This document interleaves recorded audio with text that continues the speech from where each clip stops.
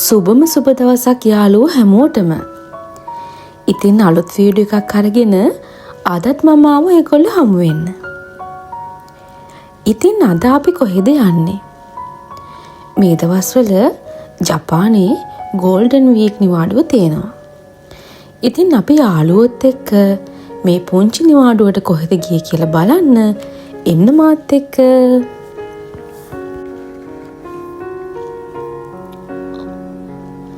ඉතින් අපි ලෝකේ මොන තැනක හිටියත් අපි හැමෝම සබා ධර්මයේම කොටසක්. ඉතින් අපි හැමෝම හොයන්නේ අපේ මනස, අපේ ශරීරය, මේ කෝක උනත් හොයන්නේ සබා ධර්ම හේවණල්ල. ඉතින් අපේ ඇස් දෙකට කොළ පාට, නිල් පාට මේ වගේ වර්ණ තමයි ගොඩාක් වෙලාවට මානසික සෝයත් අරගෙන එන්නේ. ඉතින් ටෝකියෝ වගේ නගරකින් පොඩ්ඩක් එහාට ගියොත් මේ හරිත වනයේ සිසිලස ඕනම කෙනෙකුට විඳින්න පුළුවන්. ඉතින් ලංකාවේ නම් ගොඩක් වෙලාවට පැයක් හෝ පැය එකමාරකේ ප්‍රමාණයක් තමයි ගත වෙන්නේ. ජපානයේ නම් ටිකක් ඉතින් පොඩ්ඩක් දුරකට යන්න ඕනේ. ඉතින් අපි අද යන්නේ තමකෝ කියන ප්‍රදේශයේ තියෙන මේ කැම්පින් ඒරියා එකකට. කාලයකට පස්සේ යාළුවොත් එක්ක එකතු වෙලා ගත කරන මේ දවස හරිම සුන්දරයි. ඉතින් අපි 4 දෙනාම උදෙම පිටත් වුණා.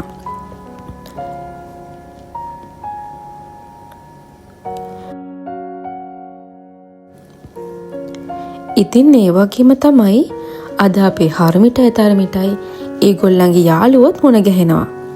ඒකෙන් හින්දා ඒ දෙන්නත් ඉන්නේ ගොඩාක් සතුටින්. පේනවනේ.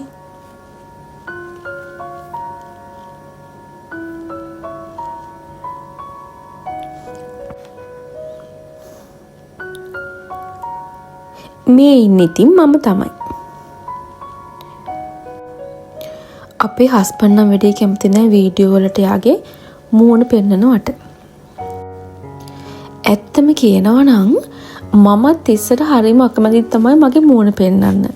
මොකද මම ජපානට එනකොට මීට වඩා පොඩ්ඩක් කෙට්ටුයි. හැබැයි දැන් නම් මම මහතයි. ඉතින් මම ඒකට පොඩ්ඩක් අකමැති වුණා මුලදී මගේ මූණ පෙන්නන්න. පස්සේ ඉතින් මම හිත හදාගත්තා.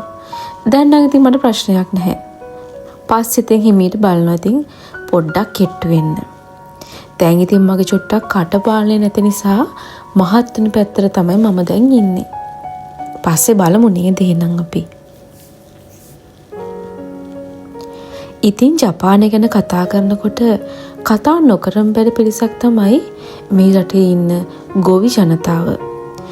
ඒගොල්ලෝ තමයි මේ ජපානයේ ශාස්ත්‍රීය කරලා මේ ජපානයේ ඉදිරියට වරගෙන තියෙන පිරිස.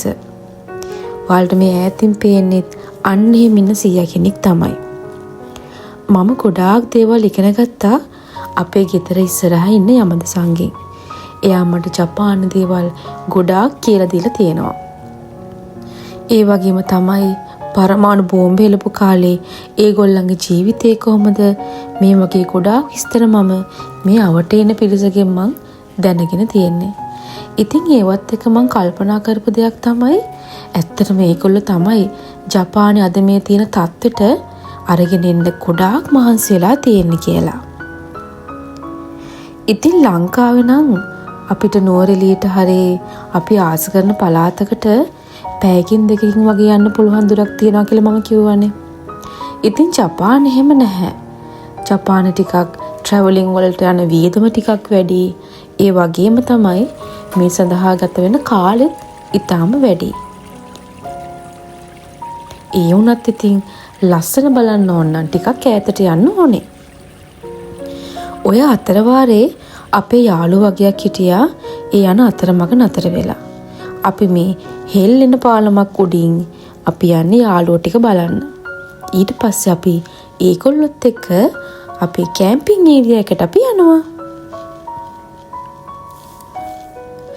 ඇත්තටම මෙතන හරිම ලස්සනයි. ඉතින් මට ආස හිතුණා වතුර යට කොහොමද කියලා බලන්න වීඩියෝ එකක් ගන්න කියලා.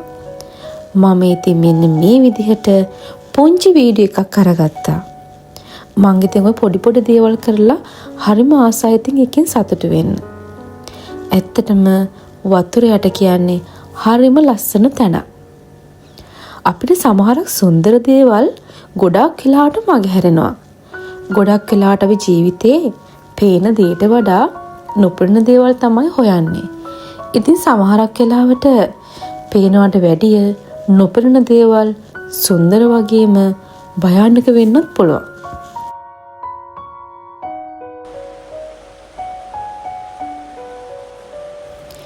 ඉතින් මේ තියෙන්නේ අද අපි නතර වෙන කැම්පින් ඒරියා එක. ඉතින් බලන්න එතනින් හරි ලස්සන දියපාරක් ගලාගෙන යනවා. මට ඉතින් මේ වගේ දියපාරක් දැක්කාම හැමදාම මතක් වෙන්නේ ගමේ තියෙන සුන්දරත්වය. අවුරුදු කාලෙට ගමේ නිවාඩුවට ගියාම අපි හැමදාම ඔයට ගිහිල්ලා සෙල්ලම් කරනවා. ඉතින් අතටත් ඔය තාමත් ඒ විදියටම ගලාගෙන යනවා.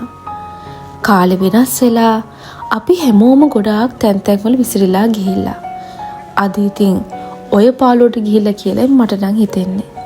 හැබැයි අලුතෙන් හැමෝම මෙතනට එකතු වෙලා ඉන්නවා.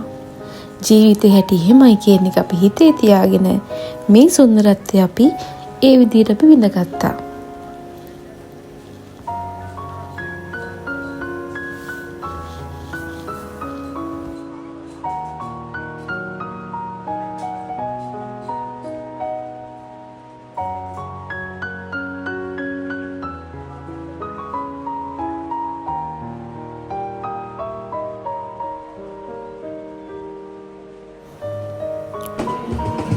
ඉතින් පේනවනේ බලන හැමතැනම කොළ පාට. කැම්පින් ඒරියා එකක් කියන්නේ ඉතින් තනිකර කොළ පාටම තමයි. ඉතින් ওই විදිහට අපි යාළුවොත් එක්ක ගොඩාක් විනෝද වුණා. මොකද හැමෝම වගේ හරිම කාර්ය බහුලයි. බබාලි ඉස්කෝලේ යනවා, ඒගොල්ලෝ අමතර පන්ති යනවා. ඒ වගේම තමයි යාළුවෝ හැමෝම ගොඩාක් බිසි. ඉතින් මේ තියෙන අපි නතර වෙලා හිටපු කැම්පින් ඒරියා එක ඇතුලේ කොටේජ් එක. ඇත්තටම මේකේ ගොඩාක් දෙනෙකුට නතර වෙන්න පුළුවන්. මේ තියෙන කිචන් ඒරියා එක. ඉතින් කිචන් ඒරියා එකේ අපිට පාවිච්චි කරන්න ගෑස් ලිපකුත් තිබුණා. ඒ වගේම තමයි අපිට පාවිච්චි කරන්න ෆ්‍රිජ් එකකුත් තියෙනවා. ඒක නිසා ඒක හරියම වටිනවා අපිට.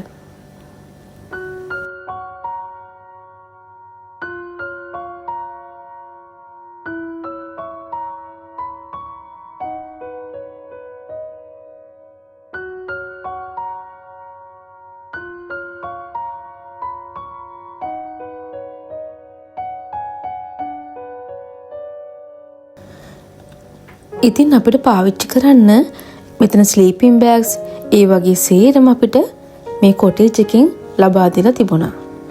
ඒ වගේම තමයි වොෂ්රූම්, টয়ලට් මේ දේවල් පවා හරිම පිළිවෙලයි.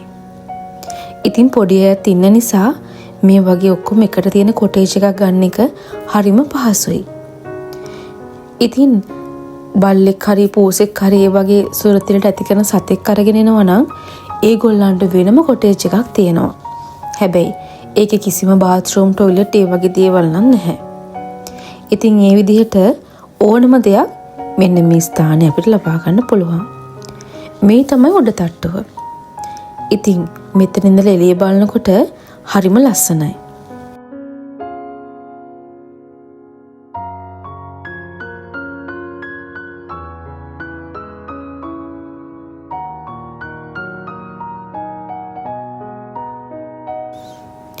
ඉතින් ඉඩකඩ නම් ගොඩාක් තියෙනවා. පොඩි අය ටිකක් අපි වැඩිපුර හිටපු හින්දා අපි හැමෝටම මේ කාමරේ ඇති වුණා. ඒ වගේම තවත් කොටේජ් කීපයක්ම බුක් කරලා තිබුණ නිසා අපි ඒ කීපෙත් අපේ කට්ටිය බෙදාගෙන හිටියා. ඉතින් ගොඩාක් පහසුයි මේ වගේ තැනක් අපිට ලබා ගන්න පුළුවන් වුණු එකට.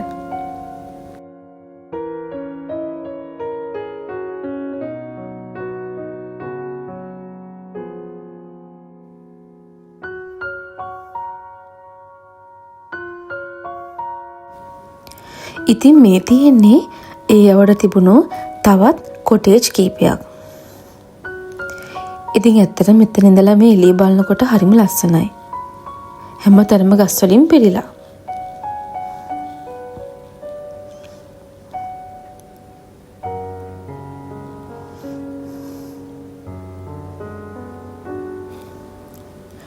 ඉතින් මේ තියෙන්නේ කොමන් සිංක් එක. මේ සිංක් එක මෙතන ඉන්න ඕනම කෙනෙකුට පාවිච්චි කරන්න පුළුවන්.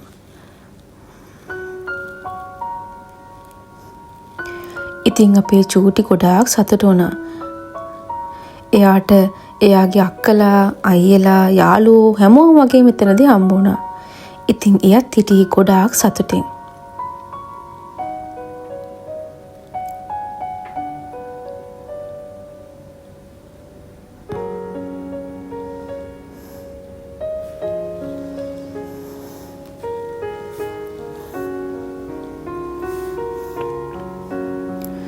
ඉතින් මේ ඉන්නේ නම් රොකී.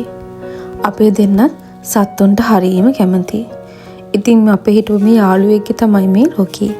ඉතින් එයත් එක්ක පොඩි අය ගොඩාක් විනෝද වුණා.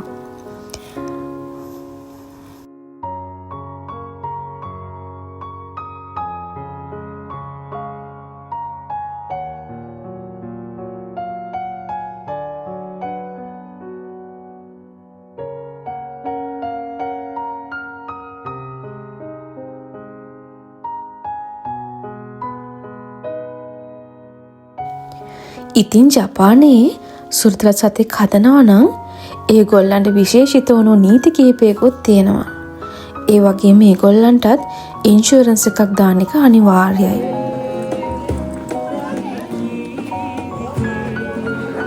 ඔන්න ඔය විදිහට අපි යාළුවොත් එක්ක ගොඩාක් විනෝද වුණා.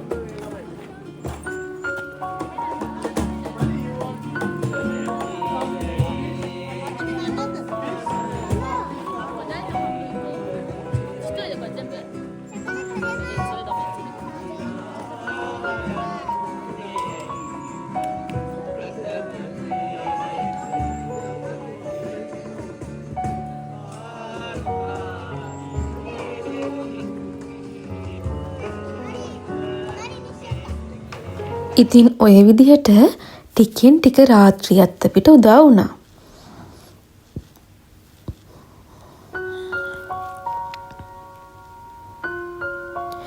ඇත්තටම මේ වගේ රටකදී අපේ කට්ටිය කියන්නේ ලංකාවේ කට්ටිය එකතු වෙන එක හරිම විනෝදයි.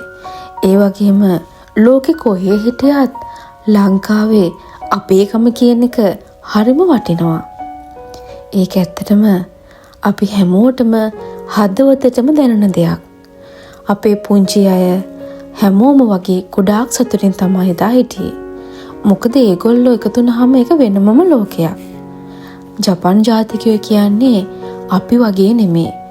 ඒගොල්ලෝ ටිකක් වෙනස් ජාතියක්. අපි ජපන් ජාතිකයෝයි අපි හැමෝම මිනිස්සු.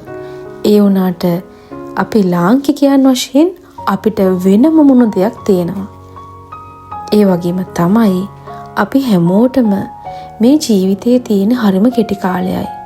ඉතින් අපි මේ කෙටි කාලෙදී අපේ හිතේ සතුටින් අනිත් අයට කරදරයක් නොවි ජීවිතේ ගෙනියන්න අපි හැමෝම වගේ හිතට එකඟව වැඩ කරන්න ඕන කියන දේ තමයි මට නම් දැනෙන්නේ. මොකද අපි හැමෝම කාලයත් එක්ක ජීවිතේ ඉස්සරහට යනකොට අපේකම කියන දේත් එක්ක තමයි අපි යන්න ඕනේ.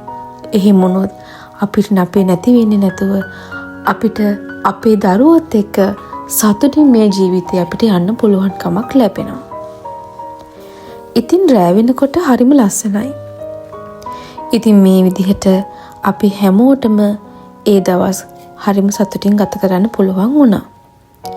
ඉතින් පහුවෙනිදා අපි උදේ 10ට තමයි චෙක් අවුට් වෙන්න තීරණය කළේ. ඉතින් පොඩි අය නම් යන්න හිත දෙන්නේ නැහැ තාම. අපිටත් එහෙම තමයි. ඉතින් උදේවරුේ චුට්ටක් ඉතින් වැස්සක් තිබුණා. ඉන්නකෝ ඔයාලට පෙන්නන්න.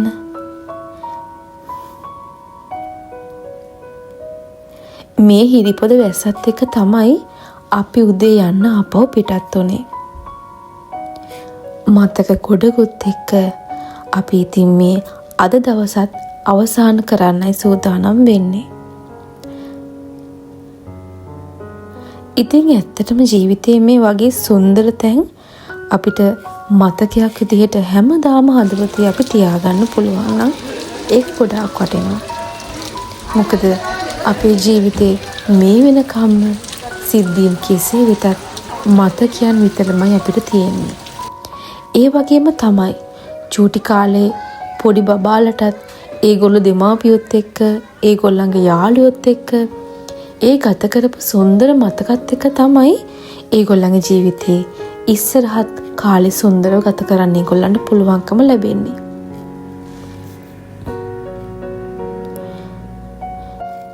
ඉතින් ඔයගොල්ලන්ට මේ එළියෙන් පේන මේ ටෙන්ට් එක නම් අපේ නෙමෙයි. ඒක ජපන් ජාතිකයෝ තමයි ඒ විදිහට සූදානම් කරගෙන තියෙන්නේ.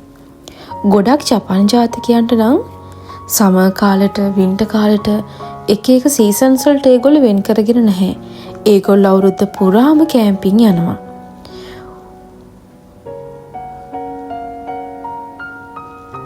ඉතින් එනකොට තිබුණු කාලගුණේ නෙමෙයි අපි යනකොට තිබුණේ. මේ වැස්සත් එක්ක තමයි අපි ආපහු ගෙදර යන්න පිටත් වුනේ. ඉතින් ওই විදිහට අපි ලස්සන තවත් දවසක් නිමා කරන්න ලෑස්ති වෙනවා. පහුවෙනිදට බබාලා ඉස්කෝලේ යනවා. අපේ හැමෝම ඒගොල්ලන්ගේ රස්සාවල් වලට යනවා. ඉතින් මේවත් එක්ක ජීවිතේ මොහොතකට හරි අපි සතුටු වුණු එක ගැන අපිට ගොඩාක් සතුටුයි. ඉතින් අපි තවත් වීඩියෝ එකක් අරගෙන ඔයගොල්ලෝ හම් වෙන්න ඉක්මනටම එන්න. ඉතින් ඔයාලා තවමත් මම සබ්ස්ක්‍රයිබ් කරලා නැත්නම් අදම සබ්ස්ක්‍රයිබ් කරන්න. ඒ වගේම බෙල් අයිකන් එක ක්ලික් කරන්න. අලුතෙන් එන වීඩියෝ දාපු ගමන් ඔයගොල්ලන්ට බලා ගන්න පුළුවන්. එහෙනම් ඔයගොල්ලෝ හැමෝටම සුබ දවසක් වෙන්න කියලා මම ප්‍රාර්ථනා කරනවා. මාත් එක්ක රැඳිලා ඉන්නවල් හැමෝටම සුබම සුබ දවසක්. එහෙනම් තවත් වීඩියෝ එකක් අරගෙන ඔයගොල්ලෝ හමු වෙන මම ඉක්මනටම එන්නම්. එහෙනම් සුබ දවසක් මගේ ආදරණීය යාළුවෝ හැමෝටම.